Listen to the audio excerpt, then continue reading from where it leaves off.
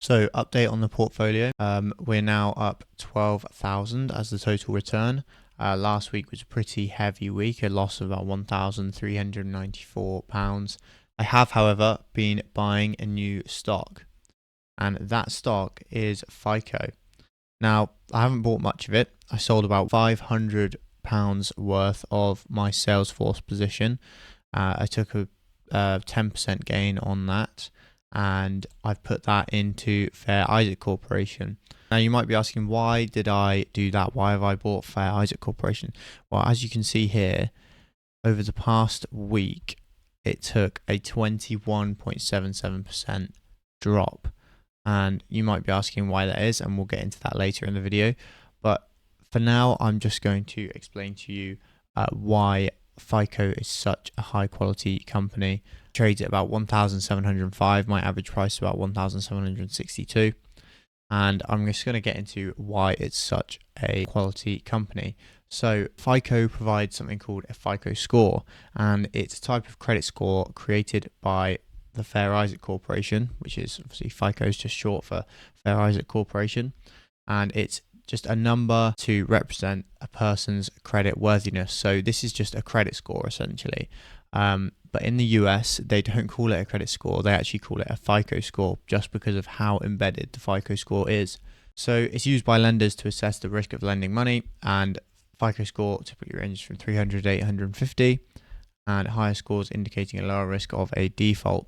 So this is so ubiquitous in the US that it's basically a standard. You have to have a FICO score in order to get a loan. Now, why is that?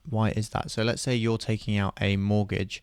You will need a tri-merge credit report. A tri-merge credit report typically contains information about your credit from the 3 credit bureaus.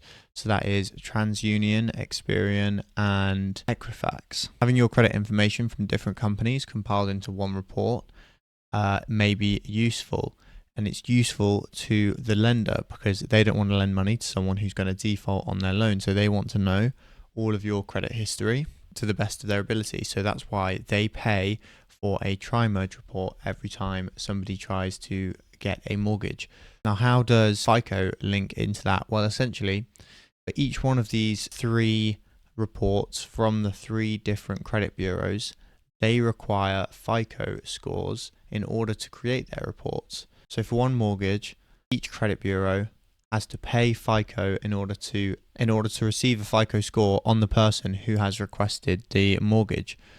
So this means that FICO is being paid 3 separate times for their score, and at the minute, FICO's pricing means they get about $15.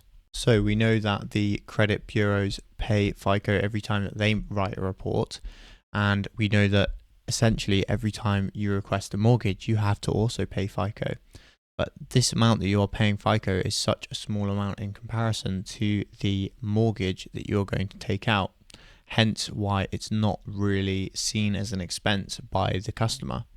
So why is FICO such a high quality company? Well, if we look at this, FICO is trading at quite an expensive price of 71.86 price to earnings ratio, and a free cash flow yield of about 1.67 and 1.2% after stock-based compensation. Now, this makes it an expensive company, but I believe it deserves this valuation, and this is why. They are absolute free cash flow generating machines. If you look over the past year alone, it's increased its free cash flow by about 50%. You're looking over the past 5 years, 21.68%. If you look at that on a free cash flow per share basis, you are looking at even higher, 60% year over year, and then about 30% over the 5 years, which is crazy. Now, the reason that they can accomplish this is because they have something called pricing power, and they leverage their huge moat in order to do that.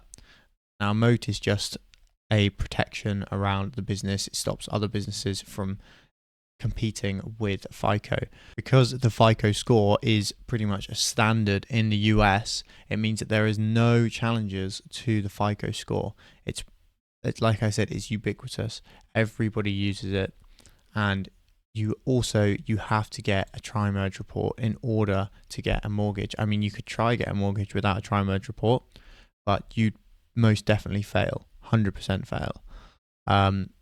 This is very US based, by the way. Everything I'm talking about here, with the FICO score, we do use the FICO score in the UK, just a lot less. We have other credit scores that we use.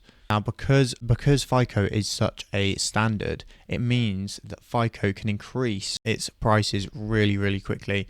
So you can have a look here. It's increased its FICO scores from $3.50. So like I said, it's pretty much, let's say you're taking out a $400,000 mortgage, $3.50 is not going to mean much to you. I mean, it's pretty much a speck in comparison to the mortgage you're taking out. So you're not going to be worried about $3.50. So this is why FICO has the ability to raise prices so quickly. So they've raised their price by 41% in literally just 1 month to the next. They went, right, we're going to increase our prices, increased it by 41% to $4.95 per score. So we've gone from $3.50 to about $5 in basically they announced it in October 2024, and by 2025 it was initiated, and they notified the credit bureaus. So those are the people who are paying for it mostly. So that is Experian, TransUnion, and Equifax. And this is why these price rises are why FICO can send money straight to their bottom line. Essentially, they can increase prices without increasing their costs because the FICO score's already there. It's been made. It's a product they can just continue to sell, and they can increase prices on that with basically no fight back at all. So this is why it grows its free cash flows just so quickly, and that's why the stock has done so amazingly over the past 5 years, up 328%. If you'd invested in the stock 5 years ago, you would have quadrupled your money. So this being said, it's still awfully expensive. Now, I think that FICO is going to be trading at an awfully expensive free cash flow yield for a long time, and that is because they're just such a high quality company.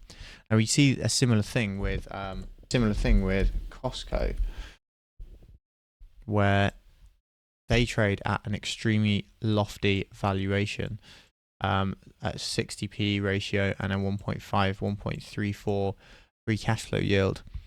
And they have a similar thing where they can also, their free cash flow growth is amazing as well. I mean, not quite to the standard of FICO's, but because it's such a high quality company, investors are willing to pay that extra amount of money for the quality of the company, and I don't think that's going to change anytime soon. Costco is another one who has been a great performer, up 234% in the past 5 years. Going back to FICO, you might now be asking, why did FICO drop so harshly over the past week? Well, the news was that the decline came after Bill Pulte, who is the director of the Federal Housing and Finance Agency, so somebody who works for the government on housing and finance, name dropped the company during an appearance at a Mortgage Bankers Association conference. He said, I think FICO should make sure they're being as economical as possible, and he doesn't like some things he's heard in terms of the costs of the FICO score. Pulte had indicated that the FHFA was actively looking into ways to move to a bi-merge credit scoring from a tri-merge to save on mortgage origination costs, following in the footsteps of his predecessor, Sandra Thompson. He took to social media to say, I'm extremely disappointed to hear about the cost increases by FICO onto American consumers. And obviously, Fair Isaac Corporation did not respond to that comment. He was addressing the price increase. So obviously, I was saying that what they've got going for them is their price increases. And investors know this. Investors know that they can increase prices. And when a threat like this from Pulte is handed out, is dished out on social media, it can scare a lot of investors out of the stock. Hence why the stock dropped just so quickly, 21% in the last week, down to 1,700 up. I mean, it was hit around 2,200 and it went down to 1,700 so quickly. So why, if so many investors are leaving FICO, or selling out of FICO, why am I buying in? Well, personally, it would be very difficult. I think, personally, I think it would be very difficult for the government agency to get authority over business to business sales. So as a government, you can't just enter in between two business sales and determine pricing within that area. I mean, that would not be capitalist in any way. That would be overstepping the bounds of government, and I doubt that they're going to be able to do this. And secondly, you can have a look at the advantages and disadvantages of a buy merge versus a try merge credit report. And so currently, when a consumer applies for a mortgage, each bureau, Experian, TransUnion, and Equifax generates a credit report for the borrower. The middle score among the three determines the mortgage interest rate. However, with a buy merge, the two scores are averaged to create the determinative score. This might significantly differ from the outcome when all three bureaus are considered, potentially impacting borrowers either positively or negatively. So what are the concerns in using a buy-merge report? The primary concern regarding a buy-merge credit report revolves around its potential to present an inaccurate picture of the borrower's creditworthiness, since not all the creditors report to every bureau. Some only report to two or even just one.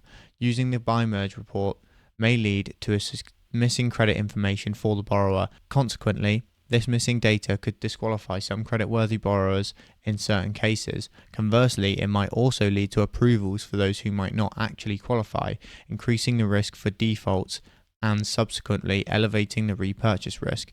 So I think that even if they ask for a buy merge report, it's likely that the bank will ask for a try-merge report anyway, because they do not want to be lending out money to someone who's just not going to be capable of paying it back.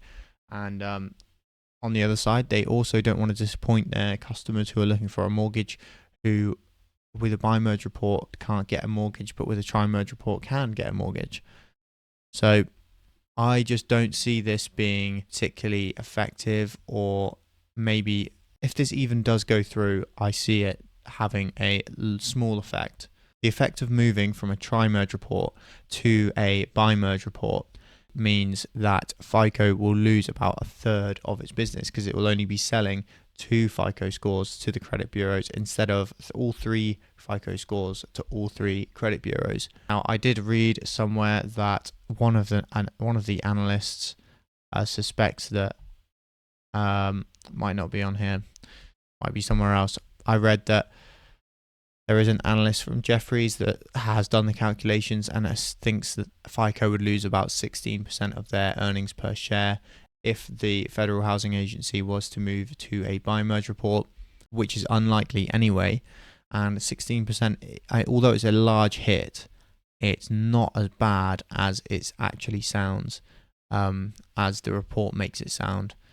So there's that, and I'm buying into FICO, and I think I'm going to continue buying today a little bit more at this price. I think I might sell more of Salesforce and put about £500 more into Fair Isaac Corporation. I just think it's such a high quality company. My favourite super investor, Dev Kantasaria, has about 30% of his portfolio in FICO, and he's only trimming little bits of it at the minute. He's only taking like 1 or 2%, and his percentage in FICO is still very high, about 30% of his portfolio. So I am happy with my new trade. And like always, this isn't financial advice. Always do your own research, and I'll see you in the next one, guys. It might be a little while because I'm going away, but I'll see you in the next one. Bye bye.